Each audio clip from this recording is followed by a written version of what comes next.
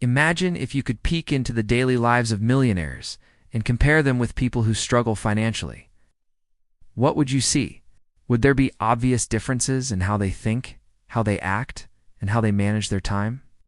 That is exactly what Thomas C. Corley, a certified public accountant and certified financial planner, decided to find out. Over the course of 5 years, he conducted what is considered the largest study ever done on the habits of self-made millionaires. He studied 2 very different groups of people. First group included 233 self-made millionaires living in the United States. The second group included 128 individuals who were struggling financially. His goal was to identify the habits, routines, and behaviors that separate the wealthy from those who remain stuck. What he discovered was eye-opening. He found more than 300 distinct habits that divided the 2 groups.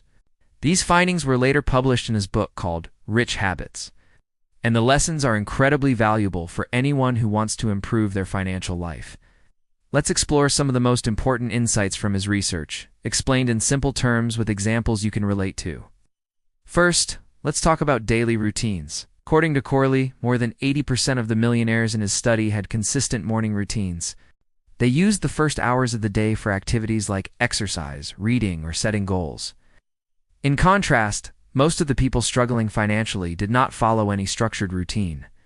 They woke up late, rushed into the day, and reacted to problems instead of preparing for opportunities. Think of it this way. If your morning starts with clarity and discipline, you set the tone for the rest of your day. Millionaires know this, and they protect their mornings. Second, reading. One of the strongest patterns Corley found was the reading habits of the wealthy. Almost 88% of millionaires said they read every day for self-improvement, education, or work. But they were not spending hours scrolling through social media or watching television. Instead, they read biographies, history, or books that help them grow. By comparison, 77% of those who struggled financially admitted they spent their free time mostly on entertainment, especially TV. Here's a simple example. Imagine 2 people on a daily commute. One listens to podcasts about investing or leadership. The other spends the same time listening to gossip or comedy shows. After 5 years, the first person has new knowledge and insights that may increase their income. The second person has laughs and entertainment, but no real financial progress. Third, networking and relationships. Corley found that 79% of millionaires spent at least 5 hours per month building relationships with people who shared their values, ambitions, or professional goals. They attended events, joined organizations, and surrounded themselves with other successful individuals. On the other hand, people struggling financially often spent their time with others who were also struggling, reinforcing negative behaviors. There is a saying that you are the average of the 5 people you spend the most time with. Corley's research strongly supports that idea. Fourth, health. This might surprise some people. But Corley discovered that more than 70% of millionaires exercised at least 4 times a week. Why? Because good health gives you energy, focus, and stamina. Without health, even the best business ideas are difficult to execute. Meanwhile, poor health habits were much more common among those who were struggling financially. This shows that wealth is not just about money. It is also about energy and discipline. Now let's look at the topic of money management. Millionaires consistently practiced habits like saving a significant percentage of their income, avoiding unnecessary debt, and investing wisely. In fact, 94% of them lived below their means. That means they did not spend everything they earned. They prioritized savings and investments before luxury purchases. By contrast, most of the financially struggling group admitted to living paycheck to paycheck, often spending more than they earned and using credit cards to fill the gap. Think about how common this is in America.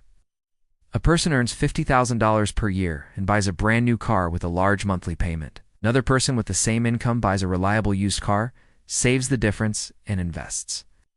After 10 years, the second person has an investment portfolio worth hundreds of thousands of dollars. Wow. While the first person has only debt. Another important finding was goal setting. 80% of millionaires had long-term goals, written down and reviewed regularly. They knew exactly where they wanted to be in 5 or 10 years. People in financial difficulty, however, usually lived day by day without clear goals. Corley describes millionaires as dreamers with a plan, while others often have dreams with no action. Let's also talk about mindset. Millionaires in Corley's study tended to believe strongly in personal responsibility. When something went wrong, they asked, "What can I do differently next time?" Those struggling financially were more likely to blame circumstances, the economy, or other people for their problems. This shift in mindset is crucial. Taking responsibility gives you control. Blaming others keeps you stuck.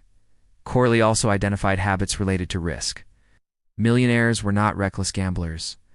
Instead, they took calculated risks. They studied opportunities, prepared, and then acted. This is different from avoiding risk completely, which keeps you stuck, or jumping into risky situations without preparation, which can lead to disaster. One fascinating insight was about television. 67% of those in financial difficulty watched more than 1 hour of television per day. In contrast, only 23% of millionaires did so. Time, after all, is the most valuable resource. Millionaires use that extra time to learn, to build relationships, or to grow their businesses. Now, what does all this mean for you? It means that wealth is not about luck, talent, or even being born into money. According to Thomas Corley, wealth is about consistent daily habits. Small choices repeated every day create massive differences over time. Reading instead of watching television, exercising instead of sleeping in, networking instead of wasting time with negative people, saving instead of overspending, writing down goals instead of drifting. The difference between rich and poor is not one big decision.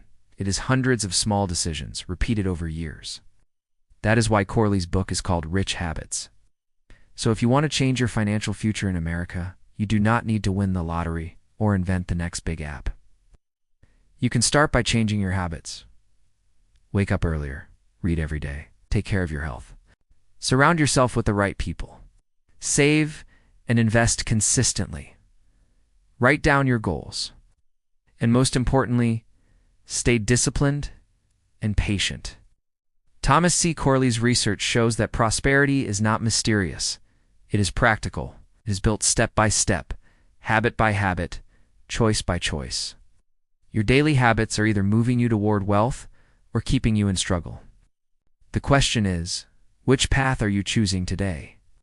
If you enjoyed this content and found it helpful, don't forget to like, comment your thoughts, and subscribe so you don't miss the next tips. Your engagement helps bring more valuable content to the community.